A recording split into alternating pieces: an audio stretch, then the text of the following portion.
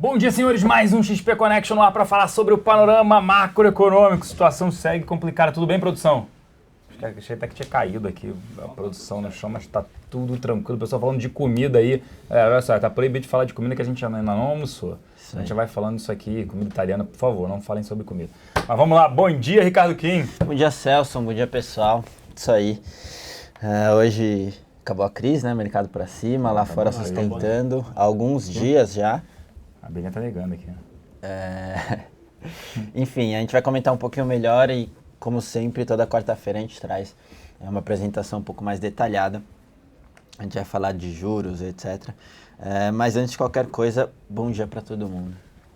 Isso aí, bom dia, Gustavo Cruz. Bom dia, Kim. Bom dia, Celso. Bom dia a todos.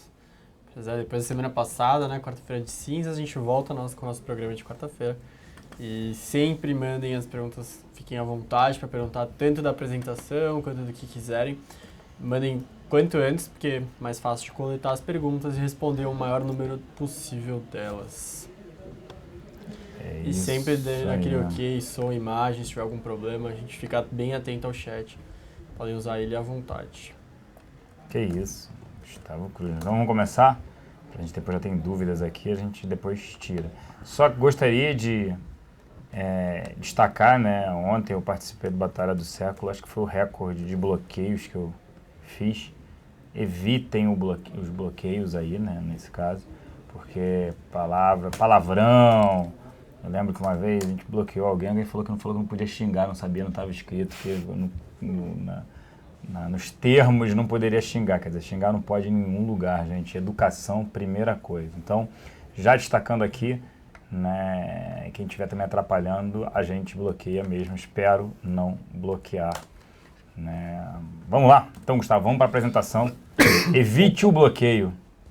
Botando a apresentação na tela, então, a gente trouxe uma apresentação um pouco mais resumida hoje. Basicamente, o que a gente vai botar na tela para vocês são 3 slides mostrando o Boletim Focus. Sempre a gente pega aqui e faz um acompanhamento bem detalhado com como fechou o Focus mês a mês. Então a gente tem aqui, a gente trouxe desde junho de 2015 até o final do último mês que já se encerrou, que é janeiro de 2016. Mas a gente tem em mente também o que está acontecendo em fevereiro para comentar para vocês. E a gente tem aqui cada coluna, cada bloco é um ano. Então 2016, junho de 2015, aí depois junho de 2015 e 2017, e assim sucessivamente até 2019.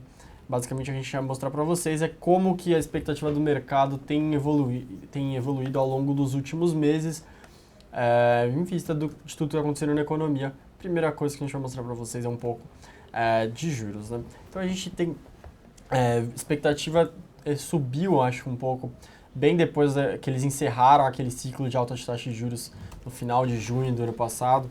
Teve uma expectativa que avançou bem fortemente, principalmente chegando na reunião de dezembro, que apontou muito que teria uma alta o mais breve possível, o mercado praticamente colocando no preço que em janeiro se subiria juros, e isso em dezembro aqui, a gente tem dezembro aqui essa coluna de azul mais escura é de dezembro.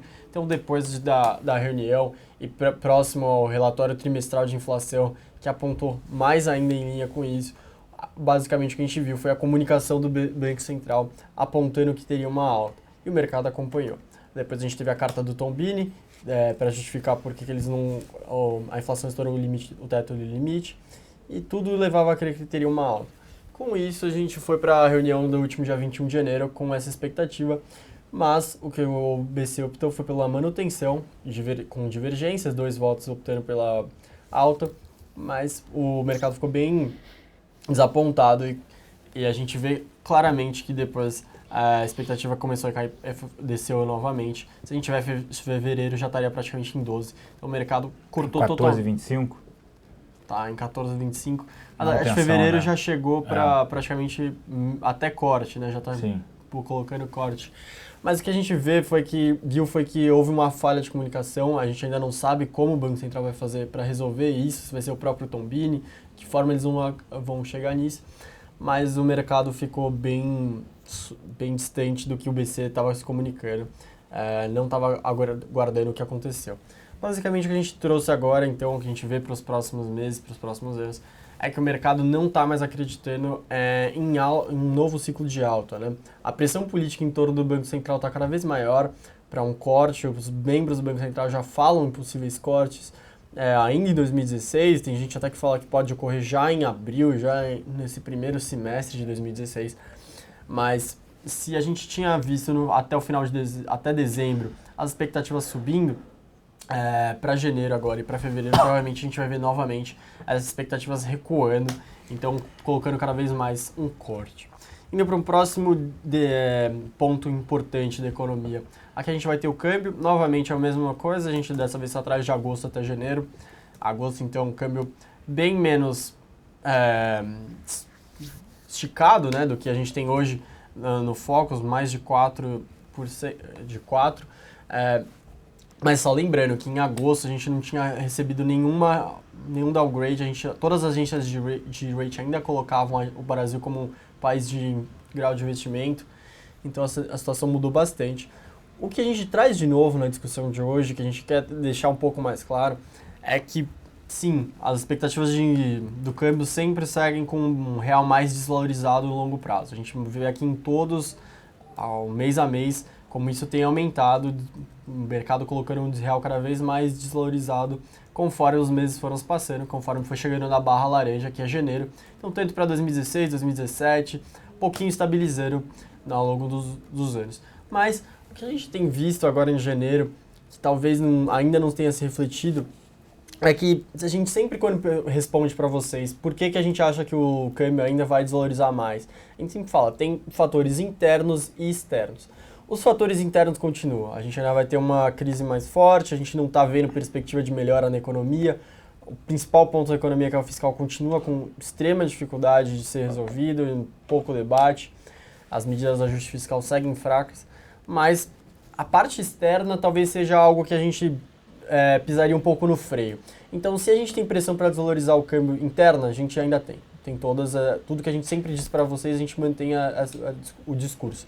Mas na parte externa, a gente viu nos últimos meses, no último mês, praticamente, explicitamente em janeiro, e no comecinho de fevereiro agora, aquela pressão pela valorização do dólar diminuindo bastante. Se antes a gente tinha o resto do mundo um pouco preocupado, os Estados Unidos sempre naquele tom de o que importa é o que está acontecendo na minha economia, agora isso reverteu um pouco. E a partir do momento que o preço de petróleo caiu, afetou os produtores de shale gas dos Estados Unidos e aí trouxe o problema para si. Com isso, a gente já começou a ver discussões no mercado sobre recessão, possível recessão nos Estados Unidos e tudo mais. E isso já faz com que a pressão de valorização do dólar diminua na medida que o Fed já começa a questionar se eles realmente vão subir juros ou se vão manter do jeito que está por um período maior. E por último, o que a gente trouxe aqui foi a expectativa de inflação. Isso eu acho que é um dos pontos mais preocupantes que a gente traz hoje para vocês. Essa inflação totalmente desancorada. Se a gente tem como centro da meta 4,5, a gente não tem nem mais desde setembro. Desde setembro a gente não vê para 2018 a inflação chegando em 4,5 e agora em janeiro já fechou também acima de 4,5 e de 4,5. E na pesquisa agora que a gente tem de fevereiro de 2020 também não está mais em 4,5. Ou seja, o mercado não consegue olhar no longo prazo, no horizonte, algum momento em que a inflação vai convergir para a meta. As expectativas de inflação estão totalmente desancoradas e o Banco Central com certeza olha para isso, olha de perto. Se as expectativas estão subindo, então o Banco Central avalia que eles ainda têm algum papel a fazer, que eles têm que segurar isso, justamente porque se a expectativa estiver sempre maior, na hora que tiver algum choque, isso vai fazer com que a inflação suba ainda mais do que o normal. Então é importante para eles que a inflação de longo prazo, que a expectativa de inflação de longo prazo convirja para o centro da meta e algo que não está acontecendo. A gente vê que conforme foram passando os meses, a expectativa de inflação foi só subindo, o mercado foi só refazendo suas estimativas e verificando que o problema está cada vez maior, a inércia da inflação está maior, e tudo que a gente já sabe bem detalhadamente. Trazer um pouco para cá, a gente vai respondendo as perguntas com calma agora. Você tinha que botar até, era legal ter colocado no gráfico, a gente já atualizou, né, para a apresentação, eu vou fazer uma apresentação externa sobre dívida pública, sobre PIB, né? Esse é um ponto que a gente já até fez a gente fala bastante, é o principal ponto da economia, né? Continua, a gente infelizmente está indo para o debate para o caminho errado, né? Hoje a gente tinha bastante notícia de banda, a gente falou ontem. Se fosse num cenário bom, se a gente tivesse com a economia bem, fazer banda fiscal talvez não é algo desinteressante. É algo que pode ser estudado, pode ser bom para o país. Mas no cenário atual, com a gente não conseguindo atingir o superávit, a meta de superávit fiscal, a notícia de banda fiscal é justamente para você facilitar não cumprir a meta, né? Então, se não tem meta. A meta é de 0,5% para o setor público inteiro, né? Agregando municípios, estados, e a banda fiscal eles querem colocar para que possa atingir até menos 1%. Então, é justamente eles admitindo que não vão conseguir. Esse que é o ponto. Isso, é a pergunta que eu vou. Né, o mercado já projetando 80%, até acima de 80% de dívida pública sobre o PIB em 2018, né, o último ano, isso daqui a 2 anos. A gente responde aqui, às vezes o pessoal questiona, mas a dívida do Brasil não é tão ruim, não é tão alta quanto do Japão, Estados Unidos, que é mais de 100% do PIB. O problema é que Peraí, né? Não dá pra comparar. acabaram de botar a trajetória explosiva, exatamente. A gente tem que estabilizar isso, pelo menos. Porque senão sobe de um jeito... Não para mais. Sobe bem rapidamente. Enquanto a deles, pelo menos, tá nesse nível, mas está estabilizada e eles estão trabalhando para tentar diminuir. E você tem Chile, Colômbia, não é com 30% de dívida pública sobre o PIB. É legal trazer o gráfico na próxima sobre isso. Comparando todos. Cara, comparando. E aí eu já vou além antes aqui. Como é que sai dessa crise? O que o governo teria que tomar de atitude para sair? Totalmente isento, ele pudesse fazer tudo. O Congresso apoiasse ele. Congresso, população, sindicatos?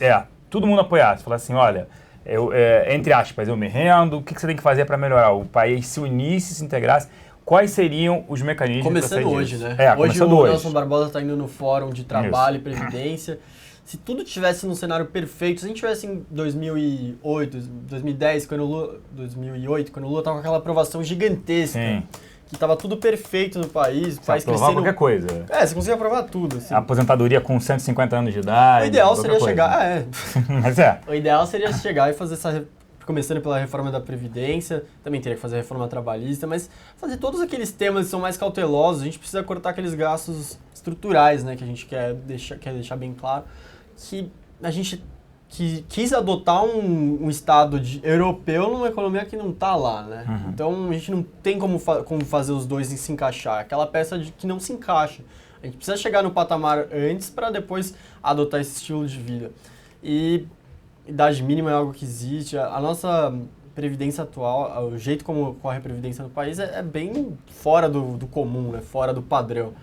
Então a gente precisaria fazer essas reformas para começar a arrumar e principalmente estabilizar, né? Antes de aí começar a fazer os próximos passos. Se a gente tivesse com tudo direitinho, se a gente tivesse com... A gente tava, né? A gente tava aí a gente... Se eu começar a falar, a gente também não para. Aí a gente deveria ter feito várias coisas para fazer a transição e uma economia mais baseada no investimento, algo que foi extremamente debatido nas eleições. A economia estava muito baseada em consumo, a população se endividou demais, mas de qualquer forma a gente torce para que, pelo menos está sendo discutido, né? Algo que não estava. Você tem reforma da Previdência, toda a parte de economia, né, que você poderia melhorar, uma CLT mais flexível até para contratação, né, de pessoal, não deixar essa parte toda, né, de salário mínimo, indexação, né, revisar a parte previdência, trabalhista, política também, reduzir ministérios, cortar na própria carne, custos, então tem muita coisa ali para fazer. Além disso, tem aquela agenda micro, né, a gente... aqui as leis e, enfim, toda a burocracia prejudica muito o fluxo e a dinâmica de abertura de negócios, enfim, então, não só o macro que o Celso e o Gustavo bem comentaram aí, mas também se tivesse, assim, carta branca para fazer qualquer coisa em paralelo, acho que também seria bem interessante toda essa parte micro pró-empresário, né, enfim, porque a gente sabe que aqui o tempo para abertura de negócios aqui é um dos piores, é um dos maiores, você Enfim, depois a gente pode até entrar nisso, mas acho que é uma discussão legal também. A gente também. fez um programa bem legal no passado, mostrando a facilidade de fazer negócios, né? A gente deixou bem claro que na última década, os países da América Latina, eles avançaram na questão macroeconômica e hoje em dia eles não discutem mais tanto isso. Sim.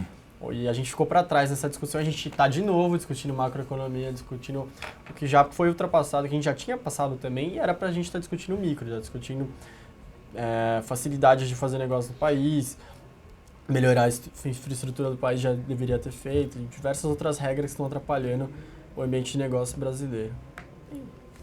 Mas a gente vamos regrediu. lá. Com o crescimento exponencial da dívida pública sobre o PIB, você não acha que a Bolsa pode baixar bem abaixo dos 37 mil pontos? A Bolsa não é só, né, dívida pública sobre o PIB. É expectativa. Por exemplo, um evento que tem aí no meio do caminho é uma intenção de voto. Digamos que uma pesquisa da Datafolha e Ibope de intenção de voto traga o Lula nas últimas pesquisas 20%, 21%, ou seja, é candidatíssimo. Se vem e coloca ele com 10%, 12%, demonstrou que foi extremamente afetado por conta desses indícios, né? Hoje até teria o depoimento dele, foi adiado, tudo mais no Fórum de São Paulo, dele e da esposa. Isso colocaria, olha, não tem, o PT não vem mais, e vai vir com quem? Fernando Pimentel, não tem nem ninguém para substituí-lo. Isso demonstra mudança. Mudança traz uma expectativa melhor. Olha a Argentina com o Macri, né? Só a entrada dele, já vem fazendo também, obviamente, mudanças, mas expectativa já melhora bastante. Lembrando que quase um ano atrás, a Bolsa bateu em março do ano passado 58 mil pontos, só com as expectativas que o Levy anunciou que poderia fazer, sem nada posto em prática, sem nada concreto. Então, Bolsa pode ir para baixo? Ainda pode, só que tem muito evento no meio do caminho, está muito difícil de prever o que vai acontecer, porque você tem eventos no meio do caminho. Se tem o impeachment, essa Bolsa vai 50 mil pontos ou mais, acredito eu. Não tem o impeachment, vai depender lá fora, você teve eventos lá fora, PIB nos Estados Unidos mais fraco, juros real no Japão, entre outros países na Europa. Então, uma situação de sobrando dinheiro. Então, toma-se mais risco o investidor. Mas a gente não vê a Bolsa aqui barata, né, Kim? Acho que tem esse espaço aí, você comentou dos 37 mil que a gente, enfim, recentemente quase bateu ali. Isso. Talvez seja um ponto a ser testado, né? Porque aquele valuation era cerca de 9 vezes, agora está 10, não está uma barganha. Então você tem um espaço, até porque a gente até estava conversando de manhã, assim, de lá para cá, né? O que melhorou para a Bolsa ter ido para perto de 42 mil pontos? Assim, difícil ver, né? A economia aqui só dados piores, lá fora desaceleração da China, desaceleração Europa, Japão, enfim...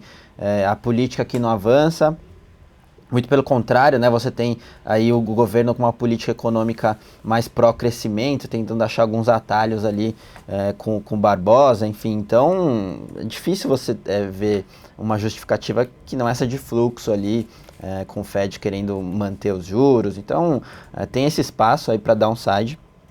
Mas o que a gente comenta muito aqui é que falta trigger para ver essa bolsa esticando, tirando o impeachment, né? Como a gente não põe o impeachment como cenário base, né? Sim. Assim, hoje, assim, difícil você falar, não, a probabilidade é alta.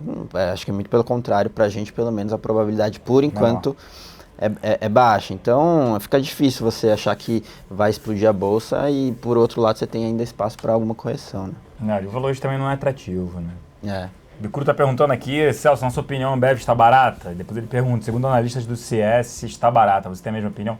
Eu não gosto de comentar sobre outras casas. Mas, Bicuro, é só olhar nas nossas carteiras. A Ambev faz parte das nossas carteiras. Mensal, dividendos e semanal, né, Kim? E a gente colocou justamente quando voltou, tinha voltado, né? 16 e pouco. Pô, e tava um valuation bem interessante. Agora tá menos interessante, mas ainda, subiu para 18 e pouco. Mas a gente gosta, mas... é um ativo que já apresentou um desempenho, ali a gente botou a 16 e pouco, é um ativo que a gente gosta, né, mais resiliente, né, não tem um substituto, as pessoas podem consumir menos cerveja, sim, só que não vai cair um consumo 30%, 40%, não vai cair como o varejo de eletrodomésticos, é um segmento que não depende de crédito para crescer, fora que a empresa tem 70% de market share, tem um caixa líquido de 7 bi, então ela pode fazer uma distribuição extraordinária do caixa, né, com dividendo. Então, a gente gosta assim. Um caixa confortável, uma gestão boa é tudo que a gente quer agora. Tudo que a gente quer tranquilidade, não quer dormir, né, mal acontece alguma coisa, ou empresas ligadas ao governo, algum problema desse tipo. Comente um pouco mais de Vale 5, Ricardo Kim. Vale 5, a gente tem comentado aí ao longo dos dias, mas acho que a gente mantém a nossa cabeça. Realmente, você tem algum espaço em termos de valuation para cair, até porque você tem esse news flow negativo de Samarco, né? Gente falando que já vai ter provisão ali, vai ter que fazer provisão para os próximos trimestres, com relação a multas. Você também tem uma dinâmica lá fora ainda pressionando o preço de minério, com China desacelerando, enfim, tudo isso que a gente já comenta. Vale já cortou dividendos, que assim, em termos de gestão é bom, é o que tem que fazer, mas sinaliza realmente que o caixa está apertado. Então, acho que o ponto importante aqui é que a gente não vê de novo trigger para Vale andar, não tem nenhum fundamento muito consistente para isso, por isso que a gente continua fora do ativo, tem algum espaço ainda para queda, principalmente depois dessa recuperação do minério de ferro, que a gente acha, pelo menos aqui, que não é uma coisa que a gente pode projetar para frente, então ficar fora aí de Vale nesse momento realmente desafiador. Pergunta aqui para o Gustavo. Senhores, já estão prevendo que o PIB de 2017 será também negativo. A gente já está vendo algumas casas sim, com o PIB negativo. Para o empresário que deseja abrir um negócio, é melhor abri-lo em 2017 ou esperar para 2018? Essa é a pergunta. É como se estivesse no conta corrente. Pergunta do internauta. Pergunta do internauta. Isso aí. É boa, hein? Eu quero saber agora. O que você faria? Eu aguardaria mais. Eu acho que o cenário continua bem confuso. E 2018 você já vai ter uma perspectiva melhor do que vai ser os próximos 4 anos. A gente espera, né, que uma hora a gente consiga convergir para uma economia mais clara. É só ver o que está acontecendo no nosso país vizinho, né? Com o Macri eleito por lá, tudo que estava revolucionando, um monte de gente voltando para lá. Então, se a gente pudesse esperar para 2018, você já teria uma ideia melhor do que pode ser os próximos 4 anos, com todas aquelas pesquisas políticas, como o Celso antecipou. Em 2017, realmente a situação tende a ser melhor do que 2016. Acho que é muito difícil ser pior, mas de qualquer forma, ainda se pudesse escolher entre 17 e 18, eu escolheria 18. Eu diria que não tem... acredito que esse governo... O partido não vai continuar no governo, Lula não deve vir como candidato, no atual cenário é esse, mas esperaria também, até porque os juros são extremamente elevados, né? Você vai investir no país com essa carga tributária agora, com esses juros elevados. Se você conseguir no teu negócio 40% de retorno ao ano, né, Kim? Você fala assim, cara, é quase certo, no pior cenário eu vou conseguir 35%. Eu vou dizer, abre o seu negócio. Mas me informa também qual é o negócio. Né? Deixa eu entrar de sócio. Dependendo do negócio, 35% de retorno ao ano. Menos que isso não vale, porque você vai trabalhar, é um risco elevado, né? Taxa de juros elevada, extremamente elevada, se você precisar de crédito, funcionário no negócio. Então hoje, quando você tem, né, por que todo mundo me pergunta por que os Estados Unidos é empreendedor? Porque a taxa de juros lá é zero, então se você deixar o dinheiro no banco não vai render nada. Né? Em algumas economias, como o Japão, entre outras, é negativo. Isso é interessante, estava vendo um estudo que o Japão, quando eles fazem isso, piora a economia deles. Quando eles jogam juro real, piora a economia deles. Aí, pessoal, por que piora a economia? Porque que dá um receio para os consumidores. Fala assim, caramba, eu ia comprar um negócio agora, não vou comprar agora não, porque vai ficar mais barato ainda porque ninguém vai comprar. Isso. Então isso não gera um efeito de as pessoas saem para consumir. Pelo contrário, elas falam, não, agora o japonês por si só ele não é consumista. Então quando você ainda joga juro real, aquele carro vai ficar mais barato ainda, então não compra agora. Então é uma situação ainda que gera um receio no país em relação a isso, então diferente daqui, né? Até porque o governo, a gente vê propaganda, saiu do ar, aquela da Fiat, Pedro Bial falando invista no Fiat, o momento é esse, tinha que ser proibido, acho que foi, não sei, que a palavra investir não pode ser utilizada junto a carros, automóveis, a comprar nesse caso. Mesmo sem concordar, estão batendo nos juros, isso é, nos DIs, né? Se a votação da autonomia do BC passar, não seria para tomarem os juros, porque qualquer um sabe que com essa inflação e sem a mão do governo, as taxas deveriam estar mais altas para segurar a inflação? Cheio de pergunta para o Gustavo aqui. A taxa de juros, a gente vê que tem uma divergência lá dentro, né? Eles todos, a estratégia deles para combater é diferente, mas na verdade, assim, a divergência é essa, é como a estratégia, mas todos acreditam que vai ter uma desinflação ao longo desse ano. Isso é unanimidade entre os membros, mesmo que alguns achem que deveria ter sido elevado, outros acham que não. Mas eles acham que ao longo do ano a inflação vai ceder. A diferença é que uns acham que se você subir a taxa de juros agora, você penaliza um pouco a atividade agora, mas você consegue uma desinflação ainda maior. E para alguns é mais interessante você recuar a inflação logo de 10 para 6, ficar abaixo da meta, do que 10 para 8. 10 para 8 continua ruim. Então essa é a divergência, mas para eles a inflação vai ceder ao longo do ano e assim sucessivamente. O que você acha? Que deveria ter alta de juros, manutenção ou queda? Hoje você está aqui no Roda Viva. Não, a gente acha que a manutenção seria ainda a melhor opção, porque o BC perdeu muita potência. A gente respeita a opinião de todos lá, a gente entende o que eles estão falando, mas a gente discorda um pouco de que uma alta seria bom para essa desinflação, porque está bem mais ligado na parte fiscal do que subjuros ainda vai continuar ineficaz. O que ele vai provocar sobre a inflação vai ser bem menor do que provocaria há alguns anos atrás.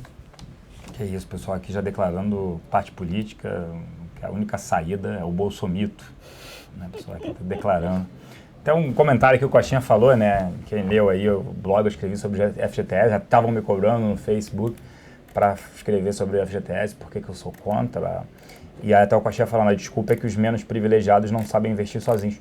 Tudo bem, Coxinha, abre isso. Esses 8% que são depositados na FGTS que ele não tem acesso, pode ir para um banco. E aí os bancos brigariam, né? Todo banco para aceitar FGTS. E é o fundo FGTS. Então os bancos privados, principalmente, públicos, quiçá, brigariam para o depósito da conta salário, mais o FGTS. Poderia ter limite para sacar daqui a tanto tempo, poderia ficar preso, vamos lá, falar de N coisas, mas que, é a maneira do brasileiro poupar, tudo bem, as mesmas regras, ele só pode sacar se ele for demitido ou ficar tantos anos sem trabalhar, beleza, ou por doença grave, beleza, ou para compra do imóvel, tudo bem. Só que aí você abriria para do tipo, você pode colocar FGTS, qualquer banco, não ficaria com a Caixa, em qualquer banco. E esse banco você escolheria o que te desse uma taxa maior. Essa seria uma solução, maior do que a poupança, senão você não colocaria lá também. Mas mesmo que fosse poupança, você já ganharia mais. Então tem várias maneiras. Já vi várias pessoas assim, mas o mercado imobiliário não seria incentivado. Esquece, mercado imobiliário, o Santander foi o primeiro banco privado a entrar aqui no país com o mercado imobiliário. E uma vez eu perguntei, por que essa taxa é mais baixa do que a Selic? Eu fui conversar com eles. E aí isso em 2007, 2006, por aí. E eles falaram, simples, um financiamento normalmente no Brasil é de 20 anos. Em média, você tem até 30 anos, 35, mas em média as pessoas pagam imóvel em 20 anos. Eu consigo oferecer vários produtos. Primeiro eu mantenho o cara por 20 anos preso aqui. O cara comprou e não fica trocando, né, o crédito, o financiamento para outros bancos. Ele não fica carregando esse crédito. Então ele fica aqui por 20 anos. Segundo, eu vendo seguro, eu vendo cartão de crédito junto, eles transferem a conta salário porque eu dou um desconto. Então, e ele fala, não acho que a taxa de juros vai permanecer nesse patamar durante 20 anos. Então eles fazem um cálculo, projetam a taxa de juros que eles acreditam e também atraem o cliente por um prazo maior, cobrando taxas, tarifas. Então não é aquela conta lá o efetivo, tem o efetivo da sua taxa, mas tem outros produtos embutidos. Então, isso abriria para a concorrência. Então não tem um déficit habitacional, então se é FGTS não tem investimentos. Pô, deixa o brasileiro, ele não sabe investir. Tudo bem, esse dinheiro iria direto para uma conta, para a conta destinada a salário, que seria outra solução, poupança forçada. Tudo bem, INSS é a mesma coisa. Eu vou escrever sobre Previdência, eu vou escrever sobre isso, vai gerar outra polêmica aí. Mas ontem, ainda bem, obrigado por vocês também, foi o artigo, né, a notícia, artigo tudo, mais clicado, mais lido da Infomoney, tá? Mas vamos lá. Coloca tudo na XP. Mas é porque as pessoas questionaram, né? Mas se não pudesse, deixa no banco, então faria isso. Tá bom, não pode mudar essa regra, então os bancos oferecem uma taxa maior, você escolhe o banco que você deixaria por um período. Mas teve crítica, teve de tudo, né? Mas vamos lá, senhores. Pessoal, ganhando o Hugo Mota para o governo é pior, mas o que acontece com o mercado acha positivo, pois é um passo para o impeachment. De novo, Gustavo, vou aqui perturbar você hoje. Para o governo é pior, porque eles entendem que isso traria uma estabilidade maior. Ainda acho que também o Pisciani, para o governo também, ele tem que renovar aquilo tudo que eles têm menos argumentos do que antes, menos elementos que antes para negociar, mas de qualquer forma é o que apoia o governo. Então para eles é pior que o Hugo Mota ganhe, que ele é o aliado do Cunha. Se é bom para o impeachment, era a segunda parte da pergunta? Sim. Favorece de alguma forma, ele vai facilitar todo aquele trâmite que o Cunha queria aplicar, que o Pisciani estava batendo contra. Então, de alguma forma, deixa mais fácil. Mas, de qualquer forma, acho que o que está sendo travando impeachment não é isso, né? É toda a parte da discussão do STF. É isso aí. O pessoal está perguntando aqui se índice, segundo o IBGE, do comércio e serviços caindo e ações do varejo se valorizando. Isso é retrovisor. E aí o mercado melhorou. E muitas ações também já bateram nessas ações. A gente acredita no aumento das taxas de juros para os títulos de longo prazo. Aí eu não sei se a taxa que está no mercado, que você está falando, fecharam.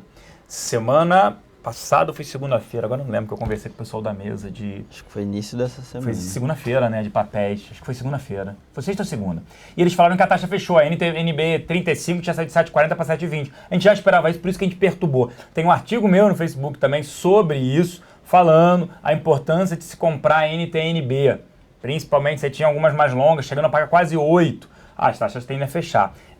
Se não foi a pergunta assim, você acha que o governo pagará mais em relação a isso? Vai depender, óbvio, de oferta e demanda. Mas a gente segue gostando, principalmente das Bs, porque você está protegido à inflação. O Minion Trader está agradecendo aqui o programa. Quero agradecer pelo programa que vocês apresentam. Parabéns. Como cliente XP, fico satisfeito. Obrigado, meu. A gente vem batendo recorde. Não nem fala aqui no programa de audiência, mas recorde de abertura de contas, né, mês após mês. Acredito que seja um trabalho aí, a recorrência desse trabalho, o reconhecimento. Obrigado aí por todos. Será que continuará a subir a Bolsa com a atual situação política do país, Anselmo? Diria, até o mestre, eu diria, gestor Stuberg, Luiz Stuberg do Veja, falando que está nos momentos mais difíceis, né, para investir, né? Que você estava falando comigo hoje, né? Fica short, não fica? Que compra? A gente tem conversado sobre isso porque o cenário externo tem dado suporte, né, para os preços de ativo aqui. A gente viu essa volta não só em Brasil, como nos emergentes. Só que, por outro lado, nossa questão doméstica está cada vez pior. E cenário lá fora, né? Você tem excesso de liquidez, mas crescimento global arrefecendo muito, China, commodities, então é um pouco nessa linha. Fundamentalmente você tem um short ali ou algum espaço para queda, mas você tem o suporte de fluxo, né? Um pouco disso que ele estava falando e que, enfim, a gente tem monitorado essa parte, principalmente de impeachment, que talvez seja o próximo trigger, mas de fato, como a gente falou no começo do programa, a gente ainda vê algum espaço para queda. Então, o fundamento não suporta essas altas ali, sei lá, 42 mil pontos, fica um pouco estranho. É isso aí. Perguntaram quem ganha a liderança, né? O Richard, nosso analista político, que fica em Brasília, ele disse que o favorito é o Pisciani. Pisciani, é isso aí, o governo ali na jogada. Como tem sido os swaps cambiais do BC? Ainda estão rolando? Sim, o Banco Central continua com a mesma posição, acredita que está fazendo o certo, mesmo com essa intervenção um pouco, flutuação mais suja, mas de qualquer forma continua. Né? Não tem nenhuma perspectiva de mudar o que está acontecendo. Flutuação mais suja. O que acha de venda para PDG? Um ativo que nem negocia, né? Hoje com volume muito baixo. E aí tem esses spikes aí doidos que a gente não sabe o motivo, sendo bem sincero aqui. Mas eu acho difícil ficar short até pela liquidez, não vi tanto squeeze. Mas eu acho difícil, principalmente por liquidez, fico mais receoso nesses momentos. A gente gosta de shortear uma carteira e não um ativo direcional nesse sentido. Em relação a Rumo 3, com as expectativas da produção do açúcar, melhor, né? Vocês veem possibilidade de alta? Acho que é difícil, né? Mais que isso, você tem uma questão delicada de endividamento. Eles iam fazer aumento de capital, cancelaram, estão pensando em fazer, etc. Eles têm um investimento, né? Um capex muito forte para fazer. Por outro lado, a demanda tem sido cada vez mais decrescente. Então, uma questão difícil, a gente não entraria em Rumo agora. Como a gente já vem falando já há algum tempo, então acho que se apoiar nisso é um pouco complicado. É isso aí. Gafisa, se ela aceitar imóvel usado na compra do novo, é similar ao financiamento de veículos, acho ruim, não acho bom não. Esse tipo de estratégia mostra só que não está vendendo nada, né? Você está usado para ela vender depois, vai ter que repassar para alguém, acho isso ruim. Sabe por que o IBR está subindo mais de 10%? Porque tá um fundo, que eu esqueci o nome agora, está no nosso relatório matinal, informou que quer participar do aumento de capital, e aí foi igual os Minas a situação da Oi. Ou faz isso, ou faz aumento de capital ou quebra, é meio por aí. Alguém tem que comprar. A Uzi Minas é a mesma coisa, ou faz aumento de capital ou quebra. Aí, por incrível que pareça, um aumento de capital faz essas ações andarem. Esse é o ponto. A empresa precisa, e aí um sócio controlador fala, olha, vou botar dinheiro porque a situação está horrorosa. Dilui todo mundo? Dilui. Mas é uma saída ao invés de deixar a empresa quebrar. Pessoal falando de NTNB, o tempo até esgotou. O governo anunciou com orgulho o recorde de aplicações do Tesouro Direto em dezembro de 2015. Isso não deveria ser ruim para a economia? Se a gente for olhar, é ruim para o governo, né, que segue se endividando. Mas tem que aproveitar esses momentos. Agora é a hora de você conseguir dobrar o seu patrimônio em 4 anos. Interessante é isso. Sobre Sula, a gente gosta da Sula On, segue otimista com o setor de seguros ainda. Né, uma economia com PIB negativo e com juros na casa dos 14. É isso aí. Senhores, a gente vai ficando por aqui. A gente esgotou o nosso tempo. Sobre Banrisul, a gente não recomenda, até porque você tem um ativo atrativo, Itaú negociando a múltiplos baixos. Eu prefiro ficar de fora de bancos menores que podem ser utilizados, né, até porque são bancos públicos, para alguma interferência governamental. Um grande abraço. A gente está de volta na reunião matinal amanhã de manhã. Até lá. Valeu, pessoal. Até a próxima. Até amanhã, pessoal. Tchau, tchau.